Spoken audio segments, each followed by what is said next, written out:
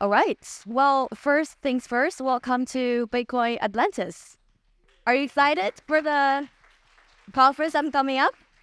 All right. Bitcoin Dream Job. Before we dive into the topic, let's hear an intro from our panelists. So we have Martell, Thunder, and Rune here. Maybe give us a short intro of what you do, who you are, and how long you've been in Bitcoin. Hi, everyone, and thank you, Vivian, and thank you, Rockstar. His name is all that it implies. He's truly a star who rocks. So yeah, I'm Martell. I'm the founder of Layer 4 Talent. It's a recruitment firm focused on the Bitcoin space, specializing in executive and technical talent. Prior, I was the COO and Chief People Officer at Ibex, a Lightning infrastructure company.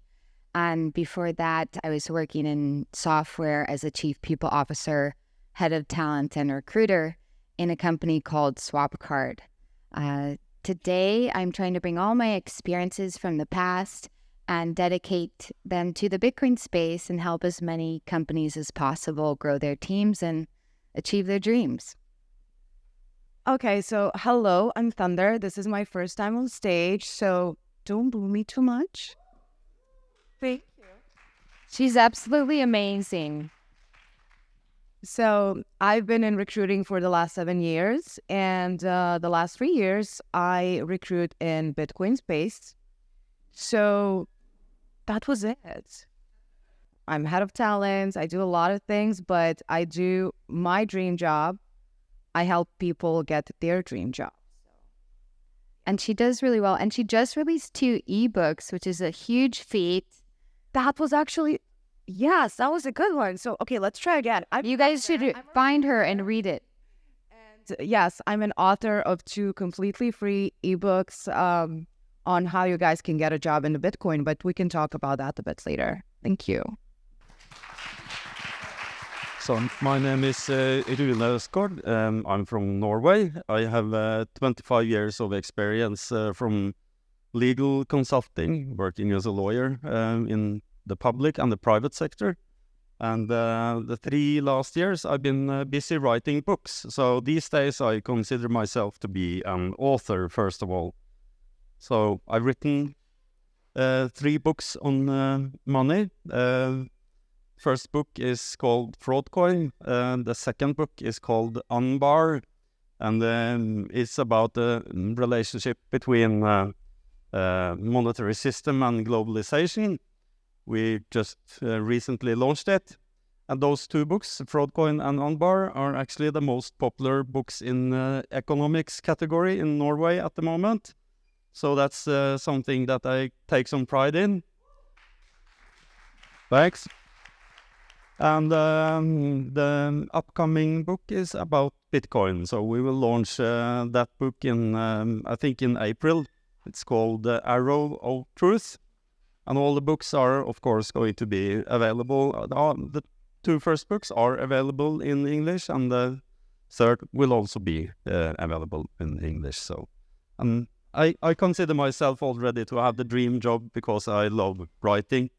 So, yeah, that's me. Amazing. So today we have someone who was very experienced at finding a Bitcoin dream job, and we have people who are experienced in helping people find dream job. And myself, my name is Vivian, and I've been doing marketing, communication, and operation for Bitcoin companies for the past 3 years. I'm also the producer and host for Light with Bitcoin podcast, focusing on the personal transformation through the lens of Bitcoin.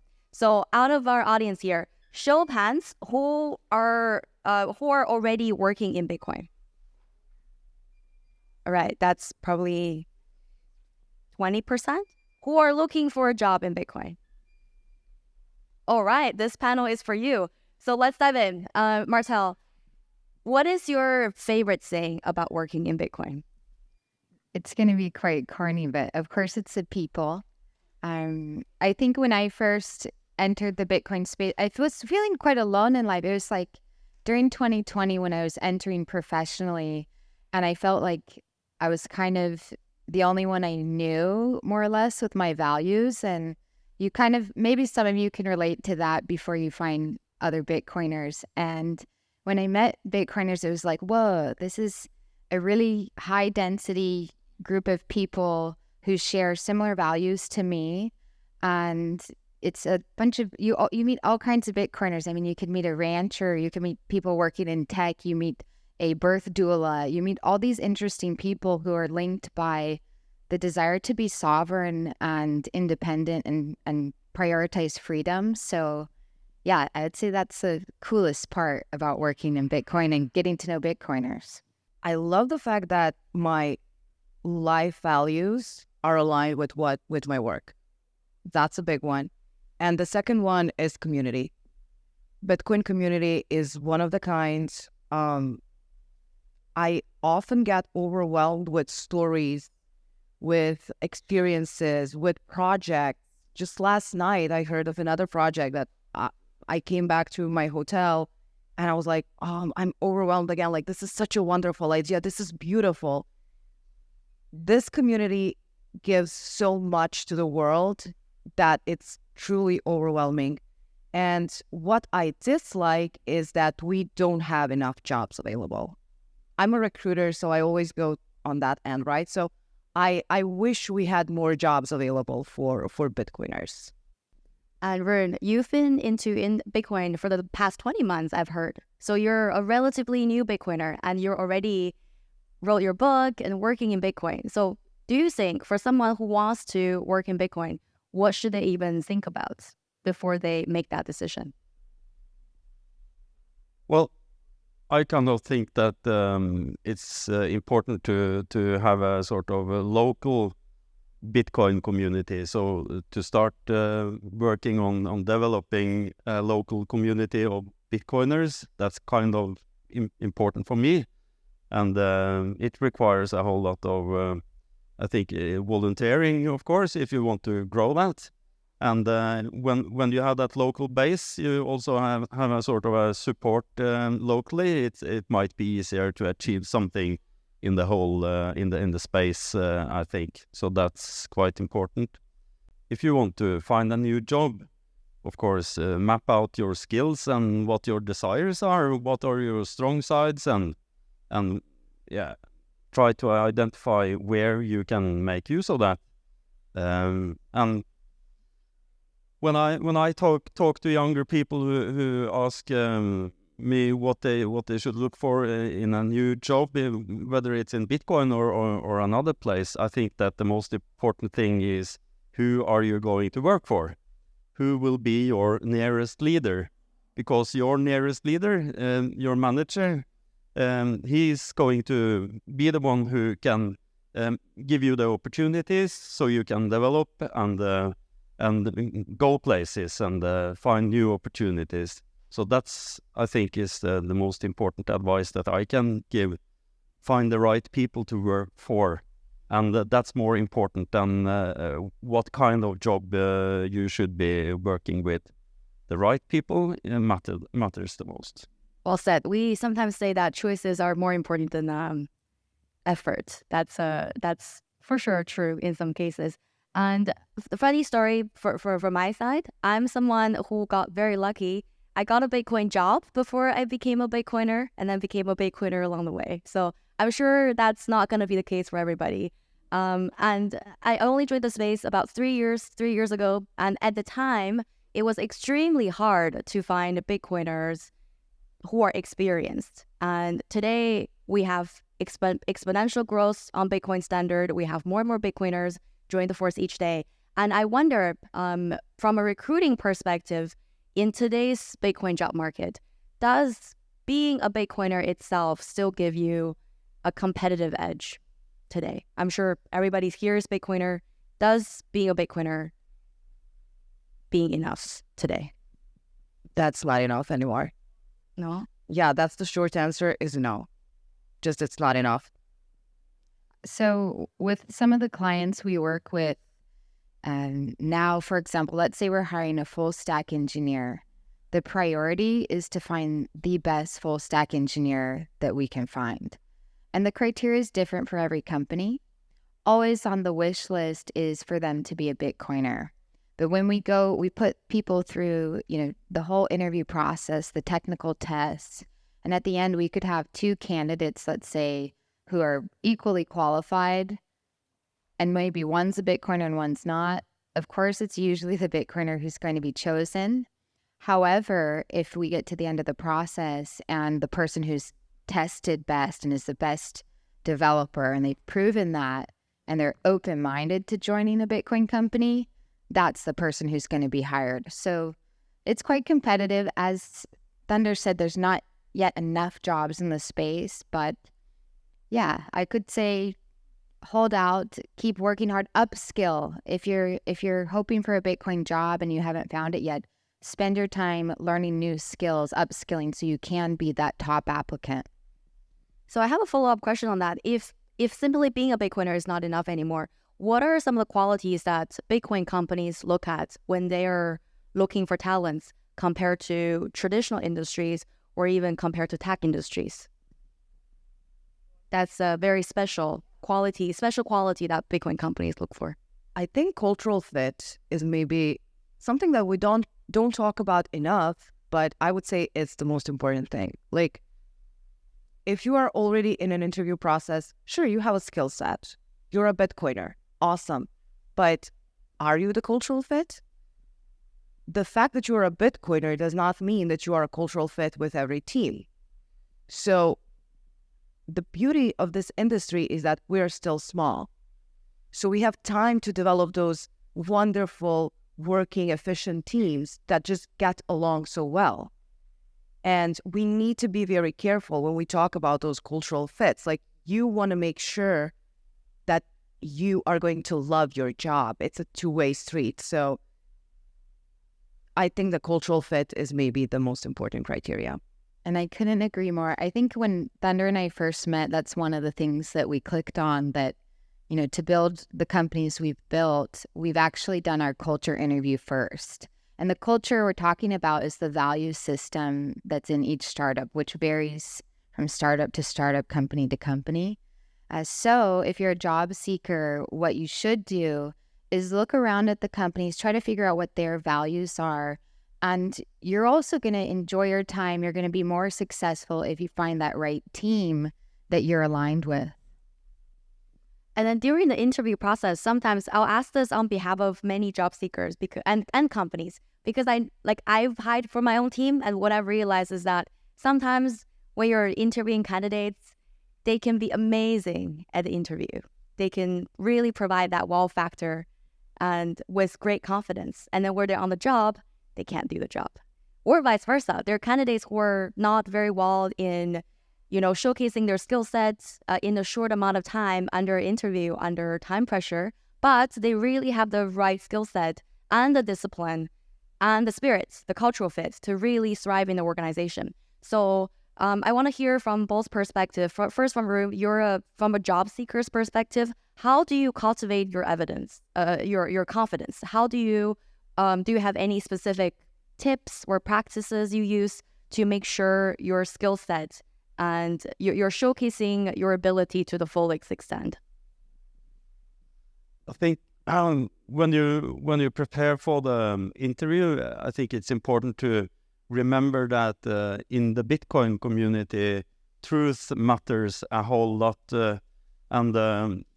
So if you aren't totally honest with yourself and with the people that you are talking to in the interview, it might come back and hit you later on, because this is still a small community. So think, be forward-looking and be honest with yourself and the people you are talking to. That's very important. And it's especially important in interview situations, because I know with my background as a lawyer, I know that two places sort of where people lie a whole lot. It's in the courtrooms when they are witnesses, and also in interview sessions. But try to be as honest as possible. And I think it's important to be prepared in the sense that you have to understand really what they are looking for, because that's why you are there. You are there sort of to offer something to them to meet their demands. You are going to be the supplier of what they are really looking for.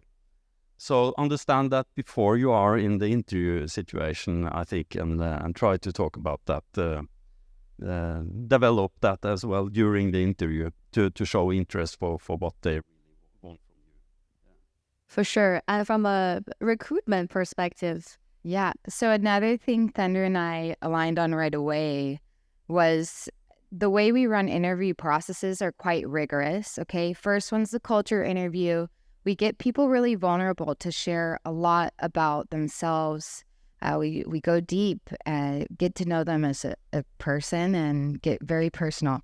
Then, we up it. We do live challenges. So we're asking them, not just, hey, tell me when you failed in a job. We don't ask those kind of questions because that's when you see people I don't know if people always lie, but I trust your judgment.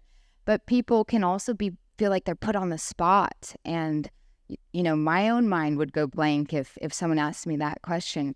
But rather, the questions to ask are live examples. So let's imagine a scenario and we get them imagining and dreaming. So imagine we just got hacked and 3 Bitcoin were stolen from us. You as the CTO, what are you going to do? So we look for someone who's not just going to solve the problem. They're going to also tell us how they're going to communicate to the investors. They're going to tell us how they communicate to the teammates. How do they communicate to the clients? And then how do they prevent that problem from ever happening again? That's just one example. Another example would be asking them, all right, imagine our app just went viral and we have way too many users. We're overloaded. How are we going to solve this problem? So those type of questions, they don't rely on your memory and telling some story. It's putting you, if you have the skills, you're going to know exactly what to do in that situation. And it's proof of work, basically.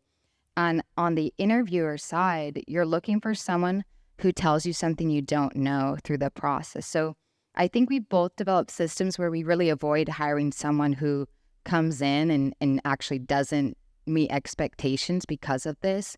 We also run technical tests if it's a technical person. If it's a non-technical person, we will do another sort of recruitment challenge. So proof of work. And if anyone is, in a hiring position out there, if any of you are founders, we're always happy to just even give you some tips on how to run that kind of process so you don't hire someone who comes in as you described and, isn't what you expected. There's some systems to solve that problem.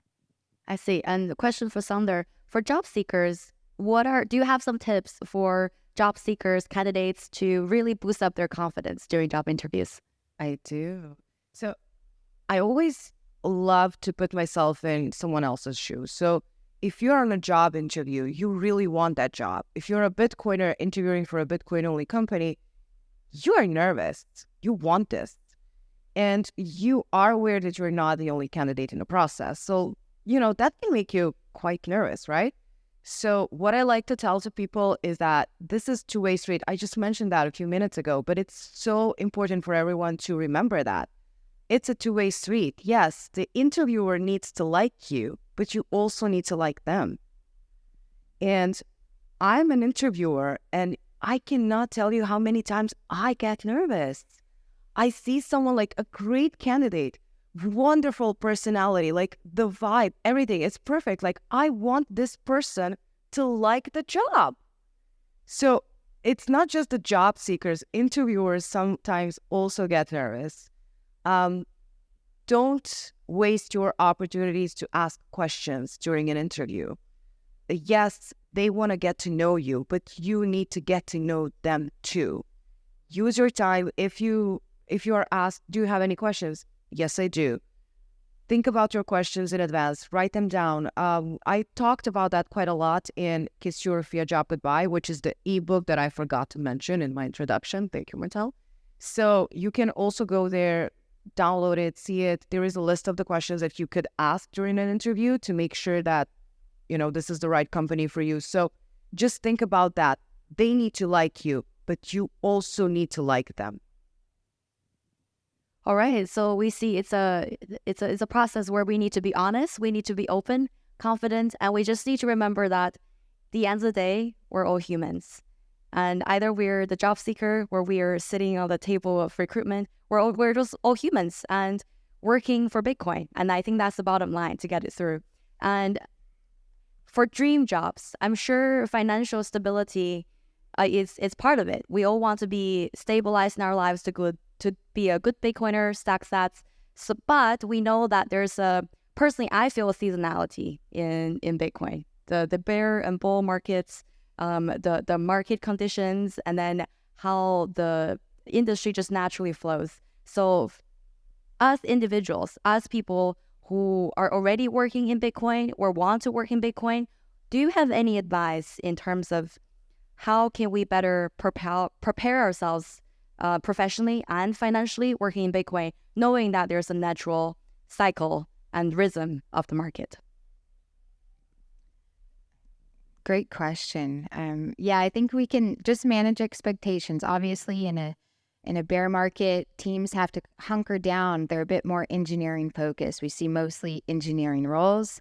And then in the bull market, we see, okay, now we got to sell and market and share with the world all those things that the engineers were building. So we see more marketing roles, more sales roles, more business development, also more operations type of roles because we're scaling. How about you? You're a job seeker. So how are you preparing yourself for the natural market rhythm as a job seeker and a professional in Bitcoin? How I would prepare myself for the ups and downs in the Bitcoin cycle, business cycle. I don't really know if I have any answer to that because I came so late into Bitcoin some 20 months ago, and then it was a rock bottom, at $17,000 or something like that. So I don't have much of an experience with that, but I think if you find something that you love doing, that's the most important thing, and stay focused on your work and growing the community and contribute in every way you can and help others who perhaps struggle when the down phase hits you. Yeah, that should be something good to think about, I think, what you can do for the others.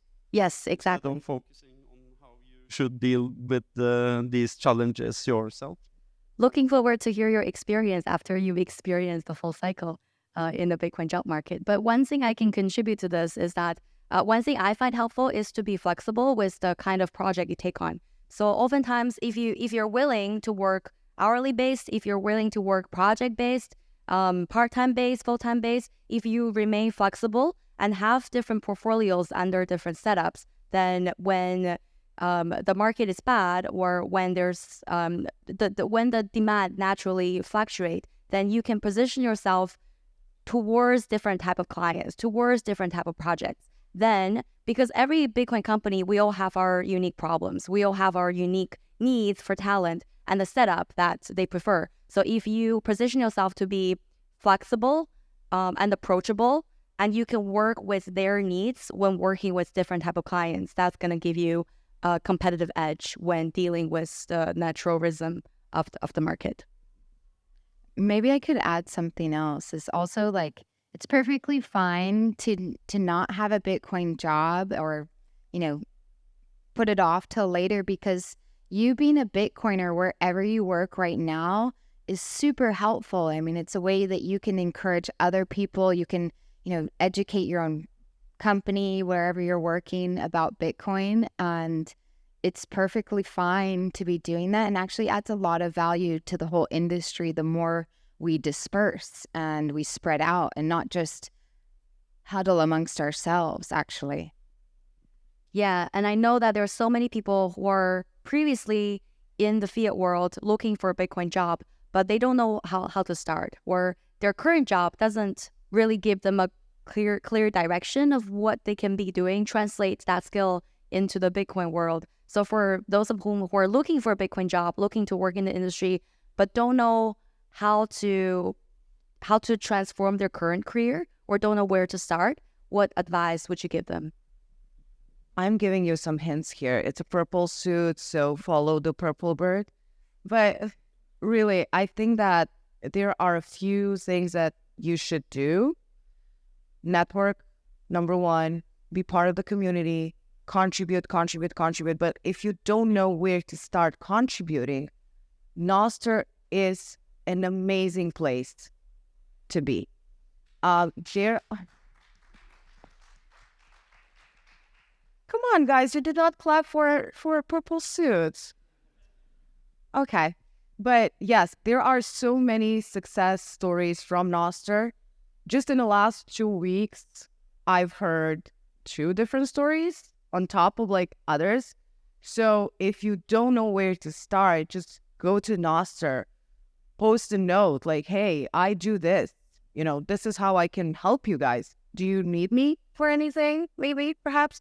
You will be surprised. Just give it a few days, few hours, and you will be surprised. So it's a good way. If you are an engineer, naturally you're going to go to FOSS, to open source projects. But if you are not an engineer, I'm not a technical person. I can look at the code and so it doesn't mean anything to me. But we all can contribute, even if we are not technical people. So if you don't know where to begin, Nostr is your place. And there's also this awesome ebook that just came out, Kiss Your Fiat Job Goodbye. So you should read that as well if you're looking for some tips. You're advertising it more than I do.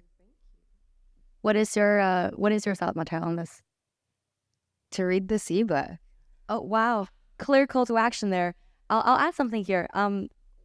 We're lucky we're in this industry of proof of work. So oftentimes if we do put in the effort to produce the proof of work and give it away, offer value first. Go to the companies that you want to work for.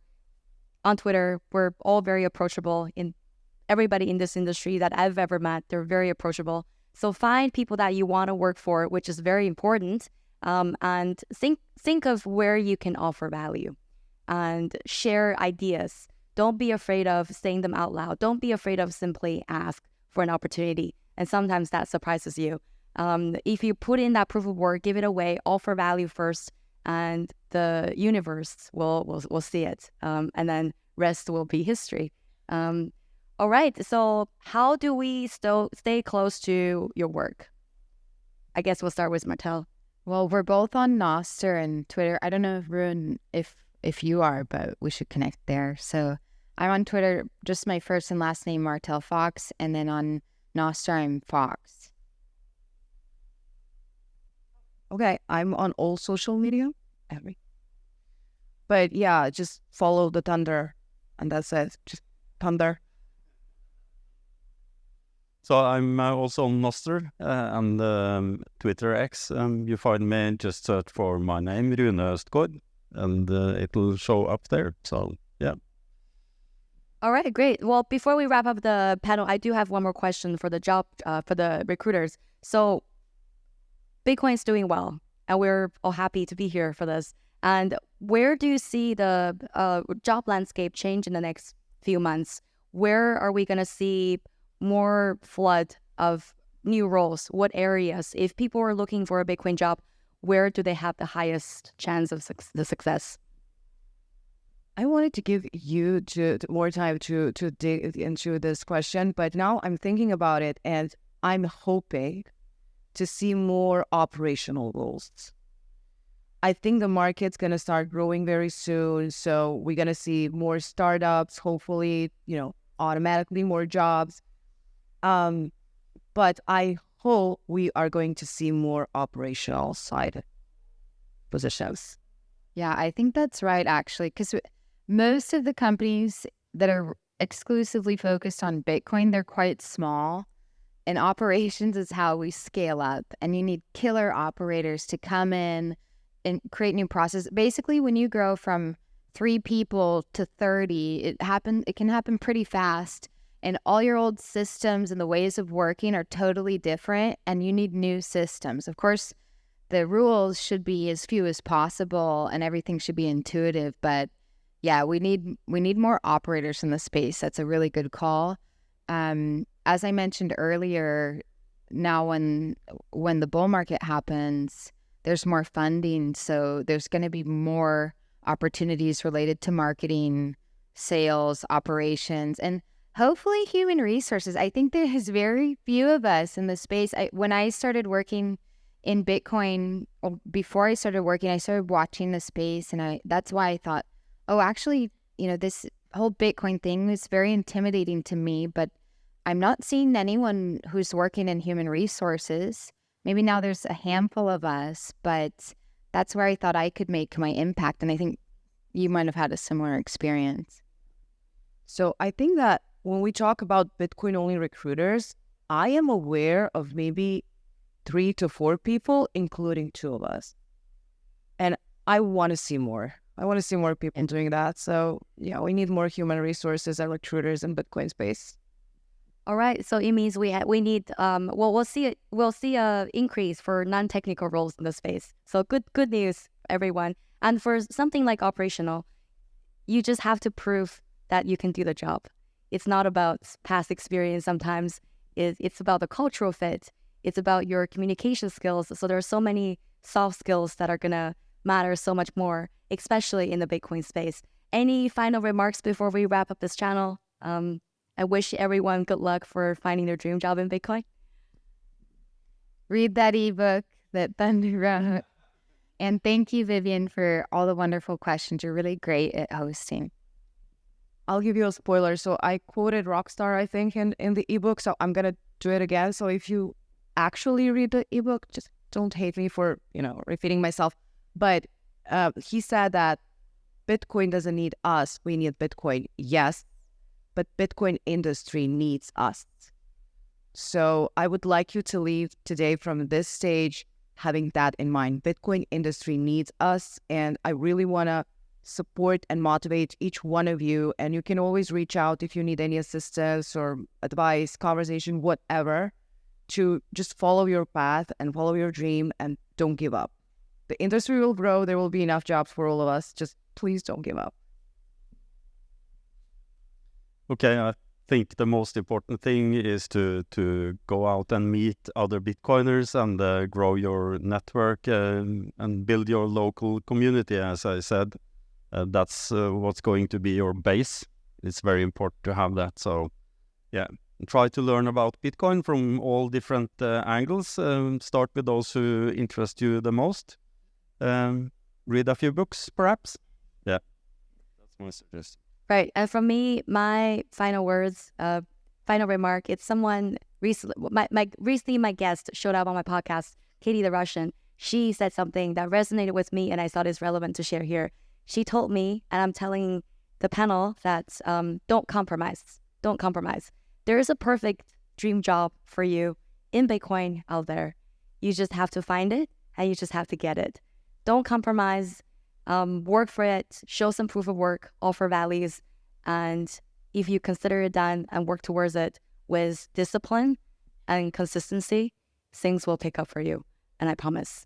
And thank you so much for coming to the panel of Bitcoin Dream Job. I hope this is helpful. Thanks for the insights from our great panelists, and hope everyone has a blast at Bitcoin Atlantis. I'll see you around the conference.